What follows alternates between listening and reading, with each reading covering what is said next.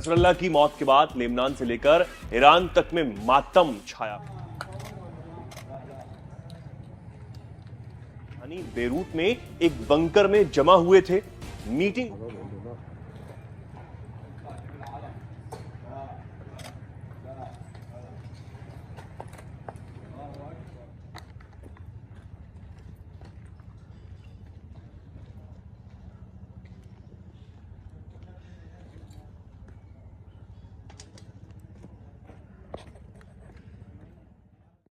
Lebanon में Hezbollah को निशाना बनाकर उसके चीफ हसन नसरुल्लाह को मारकर इजराइल ने हिजबुल्लाह की कमर तोड़ने का काम किया। नसरुल्लाह की मौत के बाद लेबनान से लेकर ईरान तक में मातम छाया। यही नहीं, भारत में भी कुछ लोग ऐसे हैं जो नसरुल्लाह की मौत से बेहद दुखी हैं।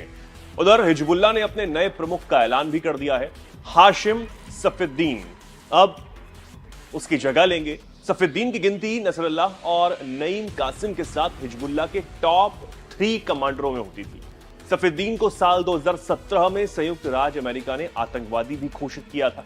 वो हिजबुल्लाह के राजनीतिक मामलों की देखरेख करता था और समूह की जिहाद परिषद का सदस्य भी है।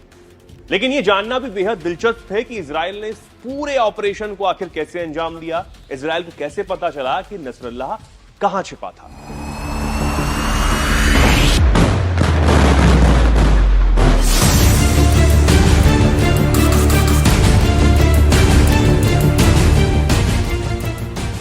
बताया जा रहा है कि इजराइल ने यह हमला लेबनान पर उस समय किया जब नसरुल्लाह और ईरान समर्थित समूह के कई अन्य नेता लेबनान की बेरूत में एक बंकर में जमा हुए थे। मीटिंग वॉल स्ट्रीट जर्नल के मुताबिक जिस बंकर में ये नेता जमा हुए थे वो दक्षिण बेरूत के सबसे व्यस्त इलाकों में जमीन से 60 फीट नीचे था।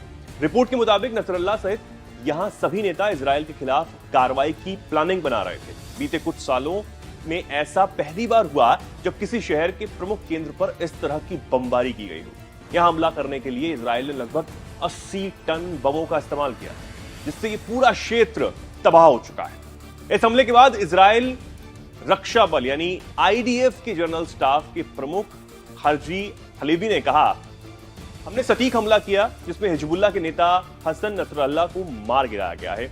यह हमला बेरूत के बीच शहर में स्थित जमीन के नीचे हिजबुल्लाह के मुख्यालय में हुआ, जिसमें आतंकवादी संगठन के कई अन्य नेता भी शामिल थे। इजराइल की सेना के मुताबिक इस हमले में हिजबुल्लाह के इलेक्ट्रॉनिक डिवाइस और मिसाइलों का जखीरा भी पूरी तरह नष्ट हो चुका है। इजराइल की सेना ने बताया कि उन्हें यह प्लानिंग करने में महीनों का वक्त लगा। द न्यूयॉर्क टाइम्स की एक रिपोर्ट के मुताबिक नसरुल्लाह को मारने की प्लानिंग में इजराइल की खुफिया एजेंसियों की बहुत बड़ी भूमिका है। साल 2006 में हिजबुल्लाह और इजराइल के बीच 1 महीने तक भीषण युद्ध हुआ था। इसके बाद इजरायली खुफिया एजेंसी ने हिजबुल्लाह के संचार को तबाह किया और उसके कमांडरों पर नजर बनाए रखी, जिसके बाद आखिरकार इजराइल नसरुल्लाह की हत्या करने में कामयाब रहा। साल 2011 में नसरुल्लाह ने बेरूत के दक्षिणी इलाके में एक धार्मिक जुलूस को संबोधित किया था। इस जुलूस को हिजबुल्लाह चीफ ने एक वीडियो कॉन्फ्रेंसिंग के जरिए संबोधित किया था। साल 2014 में नसरुल्लाह ने एक इंटरव्यू दिया। इसमें उसने कहा था, इजरायली इस बात को आगे बढ़ा रहे हैं कि मैं लोगों से बहुत दूर रहता हूं, मैं उनसे बात नहीं करता, उनसे संवाद नहीं करता। यह पूछे जाने पर कि क्या वो किसी बंकर में रहता है, इस पर हिजबुल्लाह चीफ नसरुल्लाह ने कहा था कि उसके सोने की जगह बदलती रहती है, लेकिन बंकर में रहने की बात से उसने तब इनकार किया। इजराइल को यह पता चला कि नसरुल्लाह की लोकेशन लगातार बदलती है। उसे महीनों तक ट्रेस किया गया, उसकी सारी गतिविधियों को खंगाला गया, देखा गया और फिर आखिरकार उसे अब ठिकाने लगाया गया है।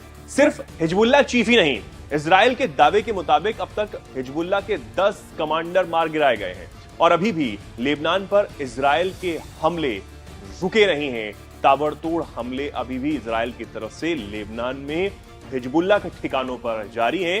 हालांकि जो हिजबुल्लाह है और जो उसके समर्थित लोग हैं वो ये कह रहे हैं कि इजराइल को इसका खामियाजा भुगतना होगा, लेकिन इजराइल ने यह साफ कर दिया है कि अब वो ग्राउंड ऑपरेशंस के जरिए अंदर घुसकर हिजबुल्लाह के ठिकानों को और हिजबुल्लाह के जितने भी और कमांडर्स हैं उनको पूरी तरह तबाह करके ही दम लेगा। अब आप इस खबर पर क्या कुछ कहना चाहते हैं कमेंट सेक्शन में जरूर बताएं। धन्यवाद।